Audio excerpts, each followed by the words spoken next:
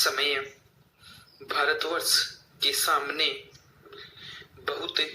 प्रकार की जटिल समस्याएं हैं और यह ऐसा समय है कि जब सबसे यह अपेक्षा की जाती है कि आप सदा भारत की सुरक्षा और उसकी उन्नति के लिए कटिबद्ध हो। आपको मालूम ही है कि जब से यह प्रश्न हमारे सामने आया है कि भाषा के आधार पर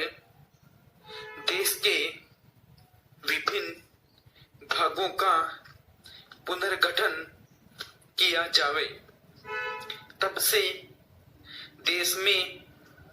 बहुत प्रकार के आंदोलन उठ खड़े हुए हैं। सरकार ने जनता की इच्छा और मांग को देखते हुए उसके लिए एक विशेष आयोग नियुक्त किया और यह आशा की जाती थी कि उसकी जो कुछ भी सिफारिशें होंगी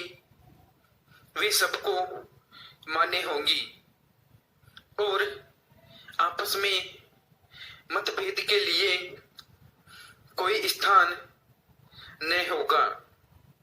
इस संबंध में सरकार ने जो भी निर्णय किए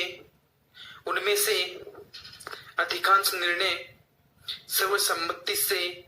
ही हुए हैं, परंतु दुख की बात यह है कि एक दो स्थानों पर मतभेदों ने एक ऐसा रूप ले लिया जो देश के लिए वांछनीय नहीं हो सकता। दुर्भाग्यवश आपका यह क्षेत्र भी उन क्षेत्रों में से एक है। मुझे एक बात की बहुत प्रशंसा है कि आपने भारत सरकार के साथ सदा सहयोग करने और हर प्रकार से उसके निर्णय को मानकर देश के संगठित प्रशासन में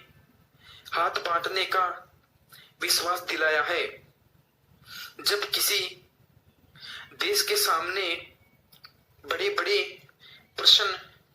उपस्थित होते हैं तो उनमें से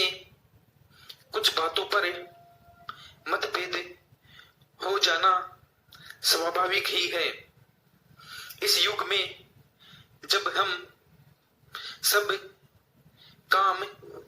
जनता की सम्मति से करना चाहते हैं और हमारी सरकार भी जनता की बनाई हुई है, तब यदि कहीं मतभेद हो जाए तो उसमें उतावलापन करने की कोई गुंजाइश नहीं रहती, क्योंकि विरोध प्रदर्शन करने के लिए आपके पास पर्याप्त समय है। परंतु एक चीज तो हम सबको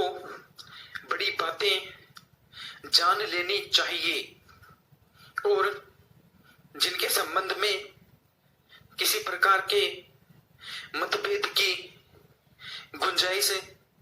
नहीं होनी चाहिए, वह यह है कि चाहे हमारे मतभेद इतने ही अधिक क्यों न हो, उनके स्कूल जाने का